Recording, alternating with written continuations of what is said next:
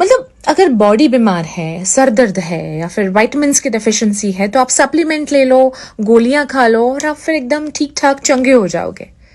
पर मन के रोगों का क्या?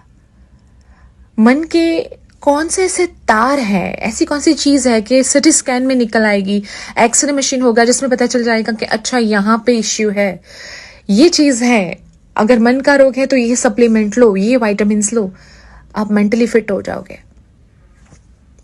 पर ऐसा तो कोई मशीन ही नहीं है। साइंस ने इतने सारे इन्वेंशंस किए हैं पर हमें पता ही नहीं है कि एक्चुअली हमारे मन को भी विटामिन्स चाहिए। नहीं लगता आपको ऐसा? विटामिन्स एंड सप्लीमेंट्स अगर शरीर को ठीक कर सकते हैं तो मन को क्यों नहीं? पर ये अलग बात है कि ये जो विटामिन है ये आपको बाजार में नहीं मिलेंगे। हाय, मेरा नाम जिया है और आप मेरे साथ ख्यालों वाली खिड़की में हो और आज का टॉपिक ही है विटामिन B12। हमारा जो मन होता है वो सबसे ज्यादा अफेक्ट करता है, हमारी बॉडी बाद में अफेक्ट करती है। हम अपनी जिंदगी से खुश ना हो, इस पैंडेमिक की वजह से बहुत सारी चीजों में बदलाव आया है, लाइफ पहले जैसी नहीं रही है, चाहे फाइनेंशियल स्ट्रेस हो, रिलेशनशिप का स्ट्रेस हो, ऐसी बहुत सारी चीजों का मिक्स हो जाना भी दिमाग को और मन को काफी चोट पहुंचाता है। सो सबसे ज्यादा अफेक्ट हम कहाँ करते हैं? रिश्तों में, जिंदगी में। जो चाहा वो ना मिला, जो एक्सपेक्ट किया था उस हिसाब से हुआ नहीं। जो रिश्ते होते हैं ना, ये हमारे मन को सबसे ज्यादा, हमारे मन पे इम्पैक्ट छोड़ जाते हैं। सुख का कारण भी वो होते हैं और दुख की वजह भी ये हमारा मन ही होता है। और वैसे भी मैं मानती हूँ कि आजकल रिश्तों में ना न्यूट्रिशन की बहुत जरूरत है। मतलब अगर आप टाइम टाइम पे अपने मन को न्यूट्रिशन देते रहे तो आपके आसपास सब कुछ ठीक हो सकता है। सिंपल। सो विटामिन ए होना बहुत जरूरी है। अब विटामिन ए, अरे अटैचमेंट, हम भले दूर हैं लेकिन एक दूसरे से अटैच है, एक दूसरे से करीब है, ये एहसास भी आपको अंदर से कितना अच्छा रखता है। So vitamin A is equal to attachment, जो आपकी दोस्ती, आपके रिलेशनशिप को फिर एक बार अपलिफ्ट करता है।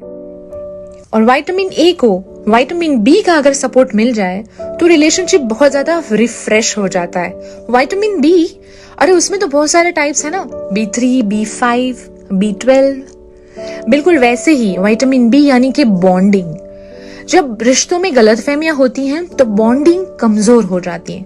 सो गलतफहमियों के वायरस से लड़ने के लिए विटामिन बी बहुत अच्छा काम करता है, क्योंकि रिश्ता सिर्फ टेम्पररी नहीं होता, वो याद बन के आगे संभालने के लिए भी बहुत काम करता है।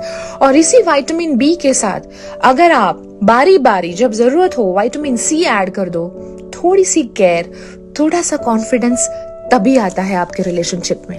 और अगर उसमें साथ हो हफ्ते में एक बार विटामिन डी का, यानी कि डेडिकेशन। इस दुनिया में कोई भी रिश्ता नहीं है जो बिना डेडिकेशन आगे बढ़े। दुनिया में ऐसा कोई काम नहीं है कि बिना डेडिकेशन हो पाए। और ये तो रिश्ते हमारे मन से जुड़े हुए हैं। सारे विटामिन्स रिश्तों की इम्यूनिटी बढ़ाएंगे। और वैसे भी कहते हैं ना, मम्मी पापा नहीं कहते, साल में एक बार तो बॉडी चेकअप करा दो, और वैसे भी इस पैंडेमिक में तो बहुत जरूरी है। बिल्कुल वैसे ही मन का चेकअप भी बहुत जरूरी है। वक्त आने पर ये सारे विटामिन्स हमारे मन को, हमारी जिंदगी के रिश्तों को फिर एक बार जीने लायक बना देते हैं। इनकी इम्यूनिटी बूस्ट हो जाती है। That's why it's very very necessary कि वक्त आने पर vitamin A, B, C, D आप अपनी मर्जी से अपने सप्लीमेंट्स ऐड करते रहिए। और मन के तो बहुत सारे रोग होते हैं, पता नहीं कौन सा रोग हमें लग जाए। कंपैरिजंस, पॉजिटिवनेस, खामोशी, गलतफहमियां, अविश्वास, न जाने कौन सा रोग हमारे मन को और हमारे रिश्ते को खतरा पहुंचा दे। और दुनिया में ऐसा कोई भी इंसान नहीं जो अकेला रहना चाहता हो। सबको अपने मन को अच्छा रखना होता है और हमारा मन बहुत सारा जुड़ा हुआ होता है अपने रिश्तों के साथ, अपनी जिंदगी के साथ।